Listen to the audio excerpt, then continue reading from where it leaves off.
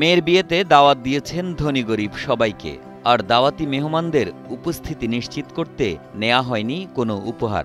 এছাড়া সমাজের সুবিধাবঞ্চিত এতিম শিশু, বিধবা নারী ও বৃদ্ধাশ্রমে থাকা বাবা মাকে অতিথি করে খাওয়ানো হলো এক কাতারে বসিয়ে।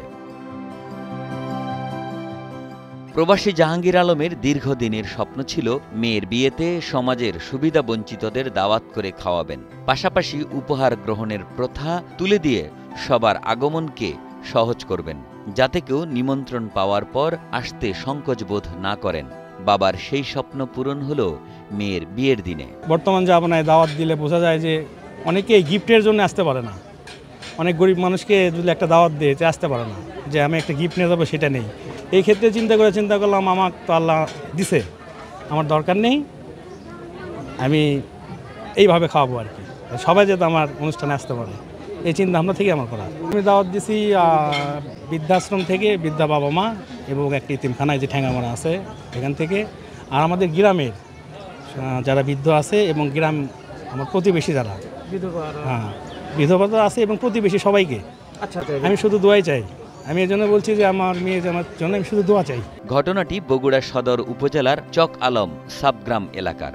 মালয়েশিয়া প্রবাসী জাহাঙ্গীর আলম মঞ্জুর দ্বিতীয় মেয়ে জিম খাতুনের সঙ্গে একই উপজেলার হাসিবুর রহমানের বিয়ে সম্পন্ন হয়। মেয়ের বাবার এমন আয়োজনে খুশি ছেলের বাবাও। এখানকার যারা আছে, এই বৃদ্ধাশ্রম থেকে যারা আসছে, এতিম যারা আসছে, এরা এখানকার প্রধান মেহমান। এটা আসলে রিয়েল, এটা অনেক ভালো লাগলো। ব্যতিক্রম একটা ব্যবস্থা, এটা আসলে এরকম হওয়া দরকার। প্রত্যেকটা বিয়ে শাদীতে সম্ভব হলে এটা সবার জন্য করা উচিত আমি বলে মনে করি। উনি উদার মনের পরিচয় দিয়েছে আমাদের বিআই সাহেব, এটা আসলে ব্যতিক্রম, এটা সচরাচর কোথাও দেখা যায় না এরকম। তা আসলে উনি বৃদ্ধদের জন্য, অসহায়দের জন্য একটা ব্যবস্থা রেখেছে যে তারা একটু দুই বেলা ভালো খাবে, একটু আসছে। আর উনি মূলত যেটা বললো যে উনি আসলে দোয়ার দরখাস্তের জন্য আসলে এই আয়োজনটা ওনাদের সবার উদ্দেশ্যে করা। আলহামদুলিল্লাহ, এটা আসলে অনেক ভালো লেগেছে, আমার কাছে অনেক ভালো লেগেছে। ওয়ালটন আবারও মিলিনিয়ার অফারে ওয়ালটন ফ্রিজ কিনে আপনিও হয়ে যেতে পারেন মিলিয়নিয়ার। মিলিনিয়ার ছড়াছড়ি দেশ জুড়ে, এটা শুধু ওয়ালটনই পারে।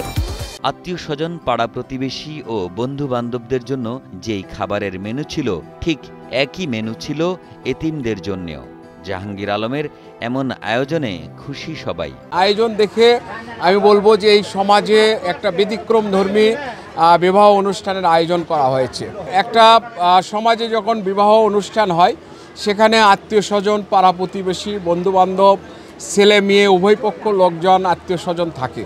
কিন্তু এখানে সেই লোকগুলোর আয়োজনের পরেও এখানে ব্যতিক্রমধর্মী একটা আয়োজন করা হয়েছে। মঞ্জু ভাই, উনি মালয়েশিয়ান প্রবাসী, উনি যে একটা মহৎ এই কাজটা করেছে। বিশেষ করে আমরা অনেক সময় এতিমদেরকে বা পাড়া প্রতিবেশীকে, গরিবদেরকে খাওয়াই, কিন্তু বৃদ্ধাশ্রমের মা বাবাদেরকে নিয়ে এরকম একটা অনুষ্ঠান, এটা আমি প্রথম দেখলাম।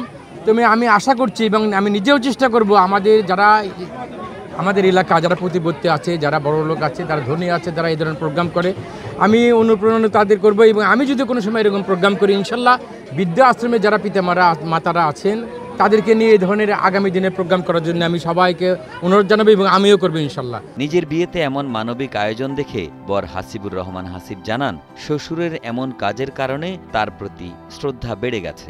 এই যে বিয়ে উপলক্ষে আমার শ্বশুর এই আয়োজনটা করছে, এই যে ইতিম, বৃদ্ধাশ্রম, বিধবা মহিলাদেরকে খাওয়ানোর ব্যবস্থা করছে, এই জিনিসটা আমার খুব ভালো লাগছে। এরকম উদ্যোগ সবারই নেওয়া উচিত আর কি। আর সবাই আমাদের জন্য দোয়া করবেন যাতে আর এরকম উদ্যোগটা সবাই যাতে নিতে পারে, এটাও এর থেকে একটু শিক্ষা। প্রধান মেহমান, এদেরকে আসলে প্রধান মেহমান বানানো উচিত আর কি। ইতিমধ্যেই এই ব্যতিক্রমী আয়োজনের খবর ছড়িয়ে পড়েছে এবং অনেকেই সামাজিক মাধ্যমে তাদের প্রশংসা করছেন।